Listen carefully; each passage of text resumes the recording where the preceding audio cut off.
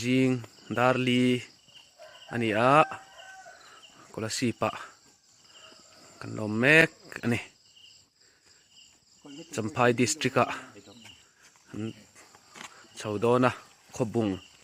wangchia biate tivel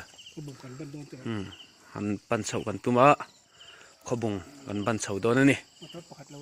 motor pakhat lo la thleng lawa usoma motor anin ron thlenga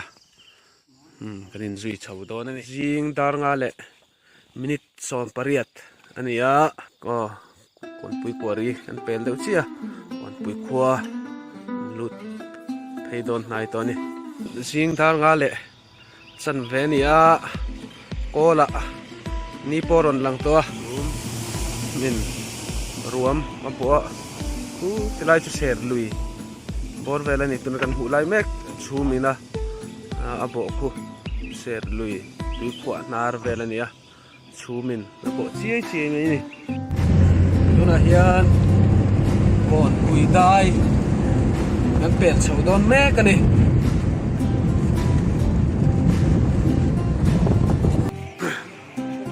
lungdai akan meka jing daruk le minute somli pangania he tidaya hian thingpui dor aoma sang serate pukar tarate hawin thingpui anina aizol kanluk chana bokon traffic point akan oma ai traffic kan sam ngal dera yan sema bok lama kalin World Bank Road lama kalang kalsel don ye school nau pang te po school an local tran to a ai sol kan thlen chho meu chuan policy patang khan darli le achan ve bor vela kan chuang on lunglei rota anom meka khobung panin kan tlana khobung hi policy patang khan kilometer sati somriat borvel ania kan tlan tar charanga kan tlan chuan zan tir lama kan thlen an han ring ve ngota kong chin hi a hriat lawa zam pui manga than kota meka kan thian te zolian te tlang nuam lama dongle digital signature tur lamin kalmeka kan lo hak te ren rona jing cho hi kan lai chi alawa konge kan ei don po kan la khe chuang lo ni tian kan tlan mo panga sister hotel cum restaurant sial su ka kan oma cho kan ei kham chia kan ei puat tlang lom khop mai pu babia ania hetami hi chon hetlaya ves ha hi pusang selania so tilai numi so pukar tarania hetami hi tangpal pu azawa ni hetai ma moite omboka hemi kar pathum hian kan kala kanin zui dam dama an puar tlanga kalle sel don ni so tirampang so lunglei kong khania sorin heti lampang kutilaya alto orange rong din nakhu east lungdar kong ania so tilaya son kan han zu manga thala kan lo tara serchip district under 19 volleyball champion 2019 keitum kon veng tiania telai keitum kon veng hi volleyball thiam tak veng ani ome li chang leya kana meka nuai mi khu tui chang chu ani moi khop mai luang del mai ni ku tui chang chu ni tuna hian chekon not van lai phai le islungdar peng omna lai kha kan tlan pel deuh chia ala thui lowa heti laia hian bu mun leilet zol mawi tak mai alo oma bu te po kan hmuang khuan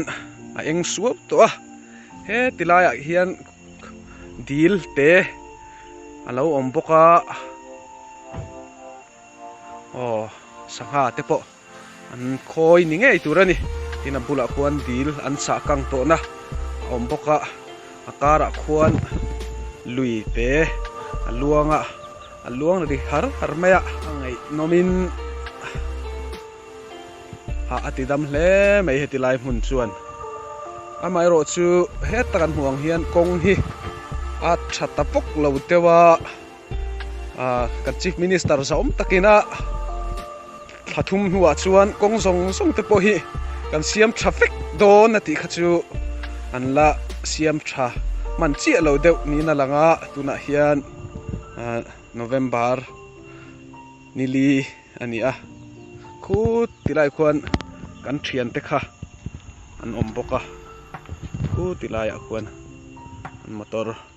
an park ve boka an ni po khuan thla te an la don ani nge hi nachina khi tilai atanga kan leilet mu kha ni a check on hi hey leilet an nei thakop maya tlang ruam la taka leilet zol an neya ambula chu thae mai le nga la khowan nei takan ni khua hi mai ro chu hian hong hi chum te chiam lawa he tilai hian tham pa hian mual cheng khua nam lut non meka kong po lemin lo siang ve le deuh ta mual cheng atang hian is lungdar lampanin kan tlan se langa chuta ya telama chuan kan tungdan chuan hian is lungdar tlanga kanom meka tlang thengthonuam le me hetira hi football playground ania so ta sanula pakhatin scooty khal lo zir ve mek ta hian ki mi tlanga khian puzo liana oma heta hian mama oite om bokani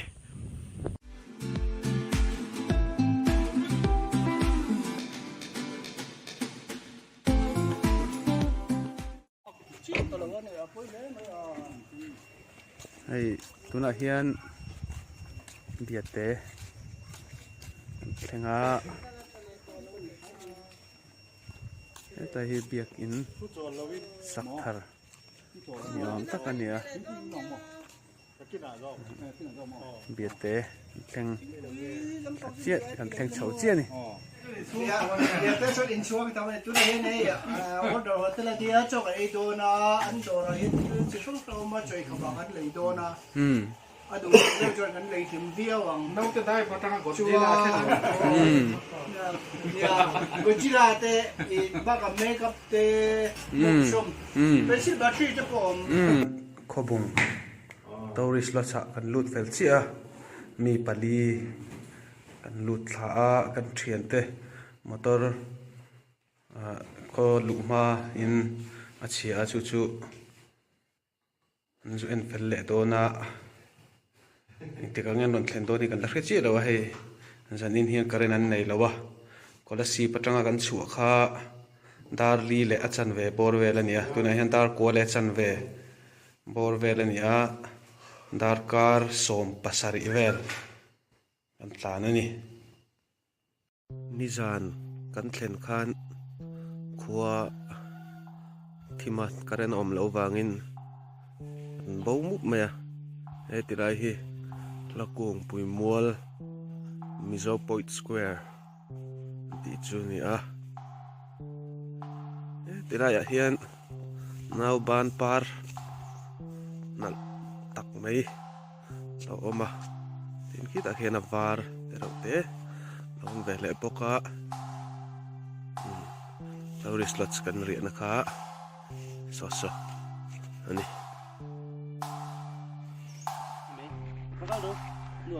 hei hi khobung mizo point square an ti chu ania he ta hian ma sapera in piral sang so li sai lo ma he ta ps chung thu kan clear phase zelang he ta hian uzir sang zela kamte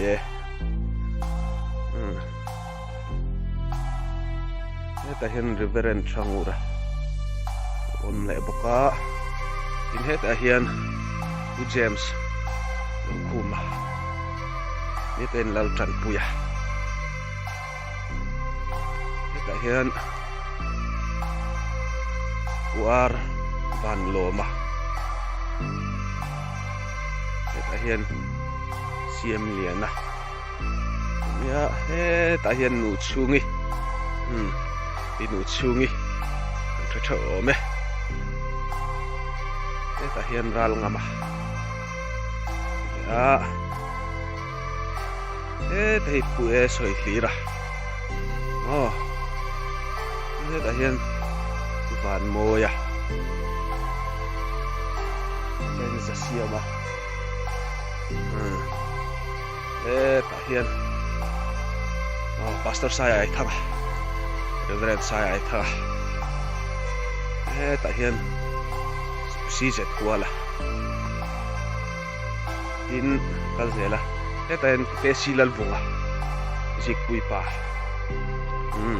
ta hian pe zola ya ta hian lian dala chuan hetain siam kima le boka hetain suak liana hetain van khama tin hetain captain sikhuma le boka hetain jefrel dailova sangka zakua somsari akua min boral santa mizo tero lu ta hian uparo kunga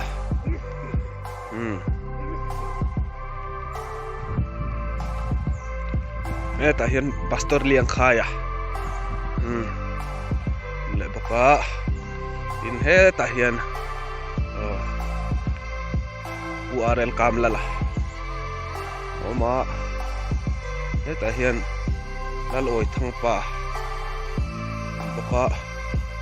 he ta hian si thuam lo aya Sialton official diziak tu ka ya ten lalzui thaba zo novel thang le tira le ngur than pari tira le ngur than pari le ha tu khania ten sai nuna ma ten el biak lena mizo novel masaber hoilo pari diziak tu ka ni he ten lal zava oma heta hian lai thang puya boka heta kap leya khan mi zo la phu thiam le literature ni sang te chanchin te fiat jang nan ke life mun hi buat se ni pu chong khupate ho hi an lowa la siam le sel tura chuan ngai la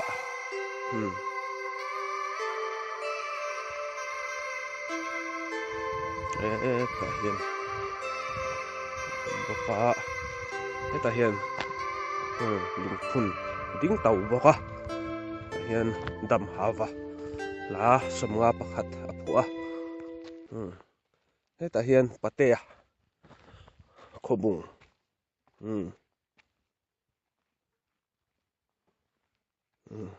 ta hian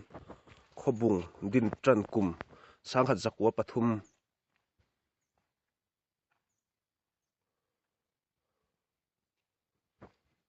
tia hei ta hian fai em mai a mun hi hei anuam khop mai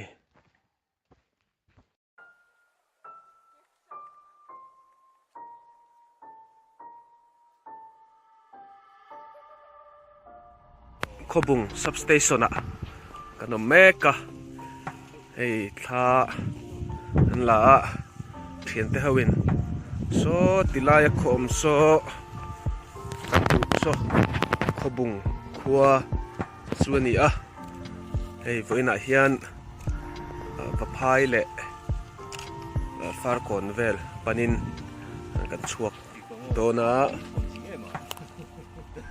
so tichon khobung khua chu so ani nimin niran khan biatea kan chokan eya biate tlang khachu thim to wang khan kan hangkal thona nga chu thim to camera te han thalem lova stiller khachuan long exposure in tle ma zong an la so rison chum oma swikara chuan khobung khua chu nal tak mai na ron lang ani so khobung kha sonia diam hoi phela so tilai tlang si pa son biate khua biate khua kha lang le a bo bia tunain tlang let liama han kan oma sub station tlang kami thoka hey chum a jing cha cha kho maya ku ta huan khobung swimming pool anti mai boka heta tangian alang chiang khop mai anom mel khop mai mun nuam tak turani tin so tilama son len chiri lung len tlang kha na kha so lam so ania ase satellite tlang hian a hlia amoi khom mai south khobung atang khan hei kan chuak le to a tuna hian far kon le va phai vel panin kan kalmeka dung tlang peng kha kan pel to a so tiraya kan kho hu so dung tlang khua chu nia so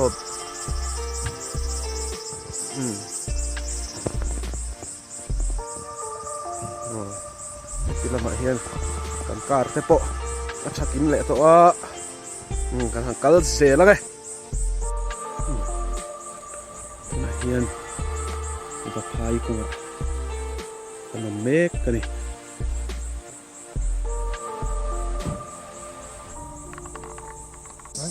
paphai kong akhang kan lo meka darkar khata kilometer som aya chakin kan tlan thei lowa som in kan tan po darkar khata kilometer som in kan tlan pu di hei tuna kan mulai hi chau a ka ania wang to ni scholarship tlang dung vela kuchuan mu tur hi a om fok lutuk to lo ani scholarship dis tlang dung a chuan a extinct to moi a impula om sa khi tilai khian tlang moi tak mai oma ei baphai kan thleng to a baphai tanga view ania far kon lampanin nakal zel phot don ani so baphai khua ania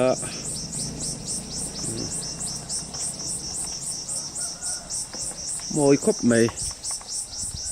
baphai khua khani so lai hian lungbang moi tak mai oma rock climbing ti nan om khop mai hei tuna hian baphai kha kilometer nga velin kan tlan pel ta far kon hi kilometer engzange ani in han en lok te hang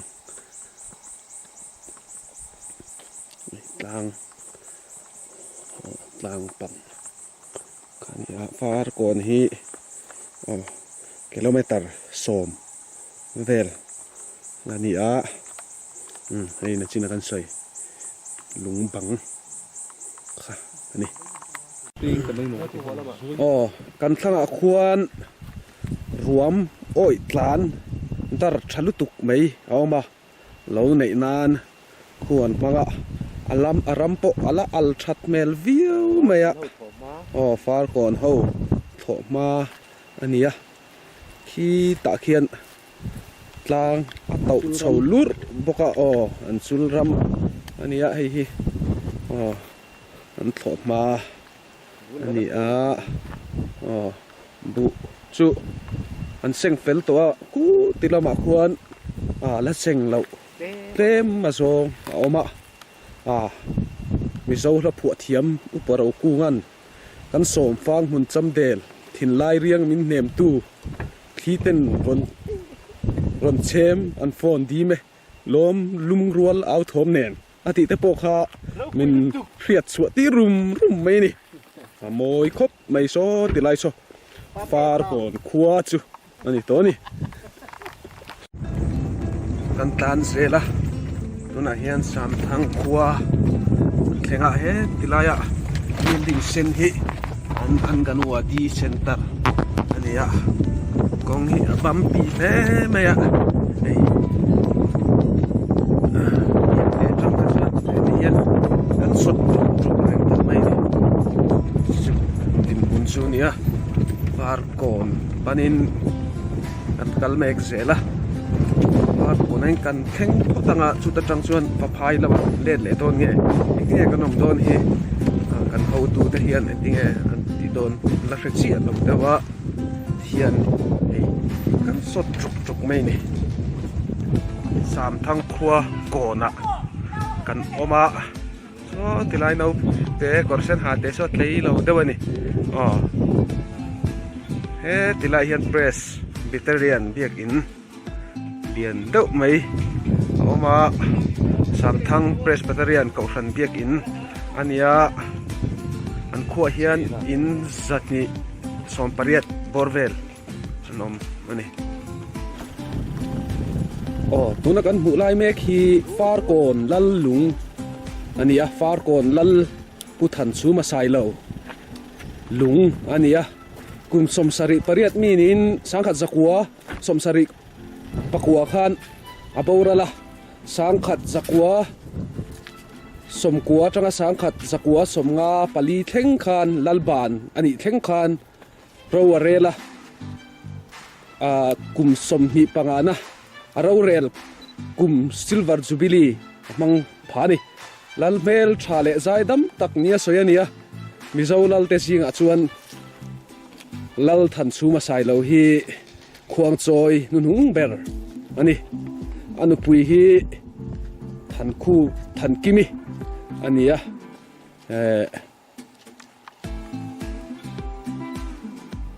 apa hi lal chung nuwa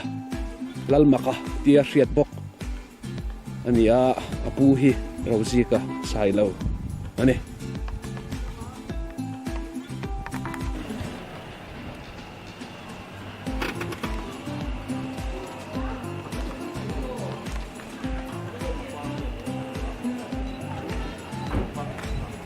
tuna hian far kon kon lai tak maya kan oma khi tilam kan sak lama khian far kon ko khan press battalion biakin oma hei nania tilaya hian in sathar an oma sunin khu noirama khuan leiro chan lo rem boka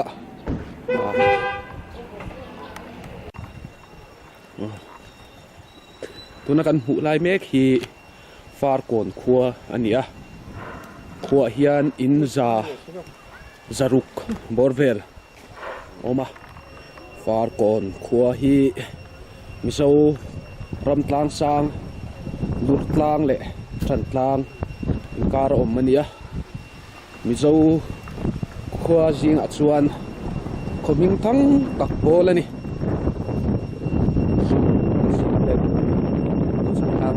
tlanga hei ti lai tlang theng thonuam taka hian government far kom middle school oma chungain siang son kum sangkhat sakua somnga pariata tin ania hei kot zol no pang han tual sai vel na turpo an nei tha khop mai so tilai aral tlang kan hu so len tlang ania so chu bar maram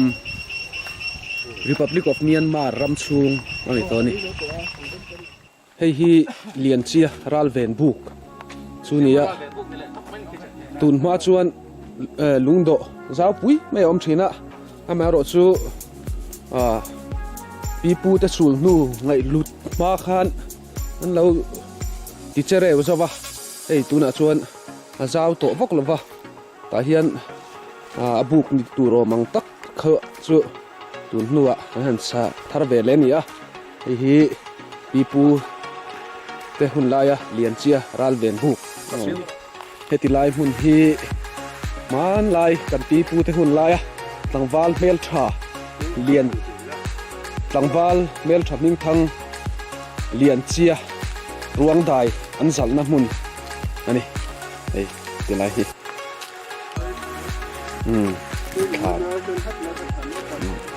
ti lai than lai ta kan ya ti lai than lung rem vel ani a zau thang rai khop mai lai lung kal khan ra bi kan hu hi tun ma pipu te hun laia lung ra bi han lo siam khania tun thleng yan hei hati hian chelavin alo oma ei khu ta tangin thui tak an rema tun apo hian hei pipu te lung ra bi lo siama kan chuk thadona experience thatak ani hei apasang zera te po a discipline chu an chedeu thin ma se akal thave thei jele John thla theu mai ni tennis player ania tun ma scholarship football players thathin ania ama hian ni single tiang lovin na ba son single the siam hei hi lung kei potrial ania mizo ten riam rei tha kan nei ma mizo ziarang tilang thei tur ang chi thi le dar te selu le mi hring lu te ti hian ziaka hei he tunakan hu hi thi lem te mi hring lu lem te khang ang chi kha ania he tian om thazela khu tilai thleng khu om thazui mai ani tuna kan hu lai me khi a history a chuan an soidan chuan keimi in mi hring aman lai lem antia hei hetilai a hian a oma hetilai mun hi fa le thil munin a kar tona fa le thil mun kar a oma hei kan huang hian om chho zui mai ani mu nam khop mai far te po oma sir vera hian boruak po anuam thle mai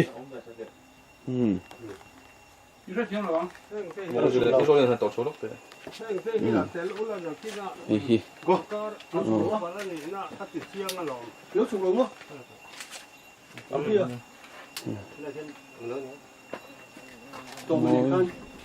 khop mai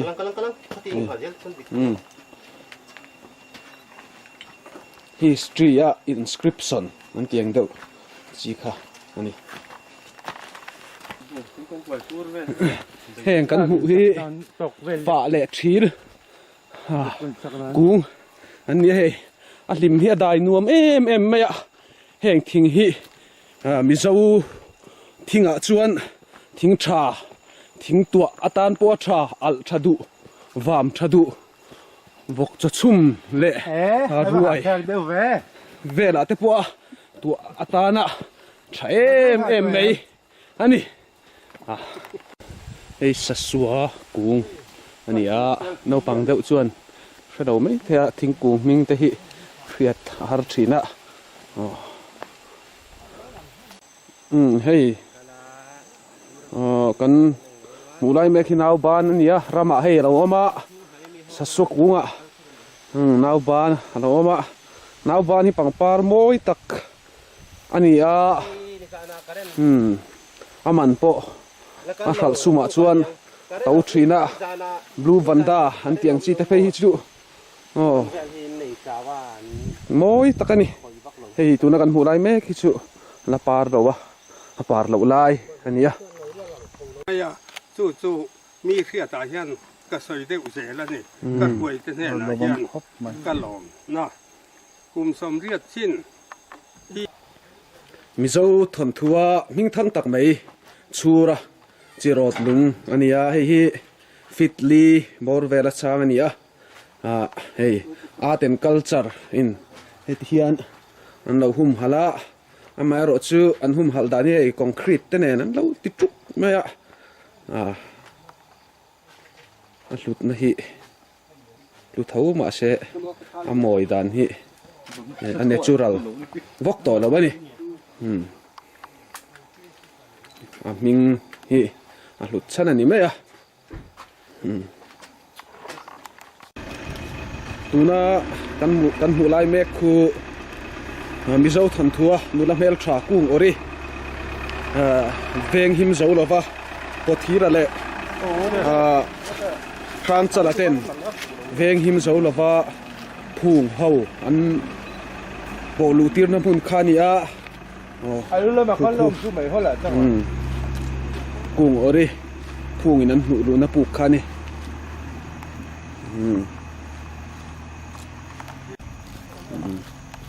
khu ania hei ta de rai chang la cha ko mi la lu ang ka ti khu ani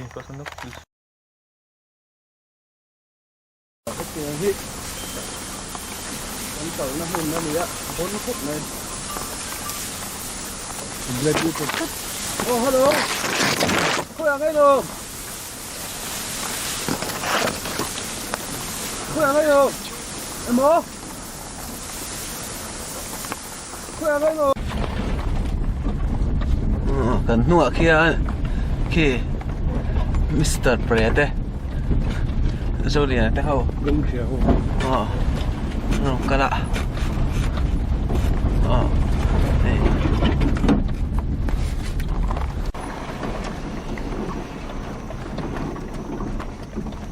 tiếng khen nim nin suko chopa yang kalani uk ani ya so tilai so ram so apu ka takhi chu khu ta mong da wa khon oma tuna no pang ho han om me ka puk nak tak ani ya achunga hian mi zathum bor vel chu leng tura ngai ani hei hian ta tang hian om phei rui me ni so ta tang son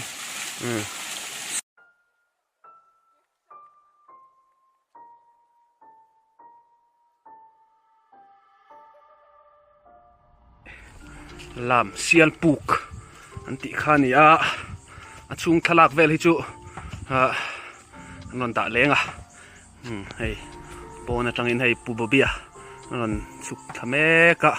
lam sial puk ani hei chunga hian ru rau te oma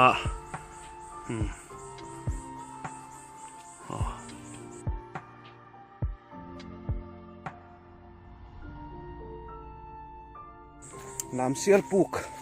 atangin motor da na dam an pan le do na metar zathum borvel metar zani borvel zo kanyang yang kong yan panangaya lam sial puk kong zel khani tel khan heti hian oma man zo zela ni fiara tui kan thleng do na kan chak lok khi ani to maya tuna kan thian pa mamoi te le zora mate om na lai hei hi fiara tui chu ani a ti lai hian kan chhiar angai zofa te lung lai lu tu fiara tu hi art and culture department of government of Mizoram chuan Mizoram Ancient Monuments and Archaeological Sites and Remains Act 2001 Nuaya State Protection Site a puanga tu pok khoi mel hem le ti chia chu thathum chung lung in tan le cheng changa choi tira khem theina ani antia tian an lo concrete le lu mai ni heti lai po hi piara tui an thal me ka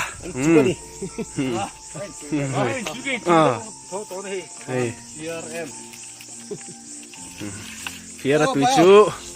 ये फिर पानी है piara tui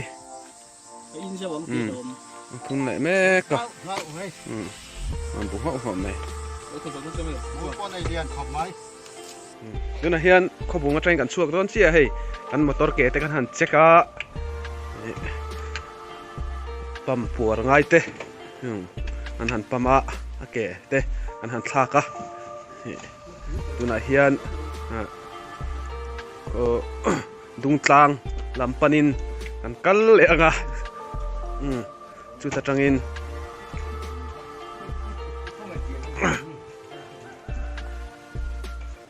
bằng chia đó mà cắt lệ thôi này ngô đúng tlang ạ cái nó mê cả cần bầu lệ to đi cần bầu xe là Google Maps bắt gần em xe là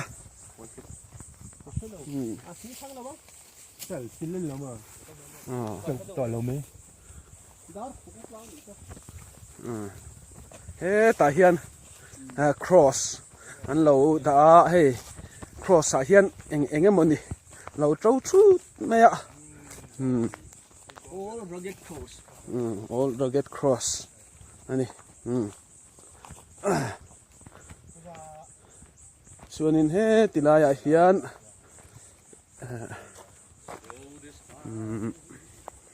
Mizo puite thang chua mual antia sang kha zakua som kwa pasari ndeya an siam to khania pusi silver te pulal deng te pucho chunga te lien chiari an choi moina ani so pilal than tluangi taw chong ti te mo chiang kha oma thang lama khuan lian chiari lung len tlang oma chu ta te po chuan kan la chu kan le don ani tuna hian lian chiari lung len tlang a kan om meka dung tlang a he tilai hi lian chiari lung len tlang an ti chu ani a ro he ta hian lo om tu maya pu ba bi khuni cái hi sang lao chi cái này aerophobia cái này á các kalma thấy vóc lâu ạ lại hiện căn chuông ạ bu bê bu liền chia ra dài mẹ cả tại khi liền chia đi lưng liền tang anh tí xin nhỉ na sao đi lưng liền tang khóc mày